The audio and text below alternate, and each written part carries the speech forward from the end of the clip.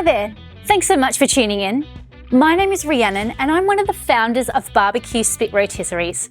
Today, I'm going to answer one of our most commonly asked questions from our customers, which is, what do I baste my spit roasted meat with?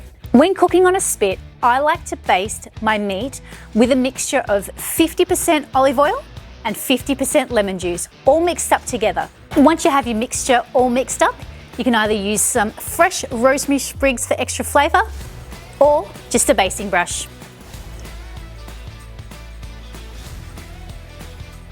If you'd like to stay connected and keep on upping your barbecue game, don't forget to hit the subscribe button, give us a huge thumbs up, leave a comment in the comment section below, and we'll catch you in the next video.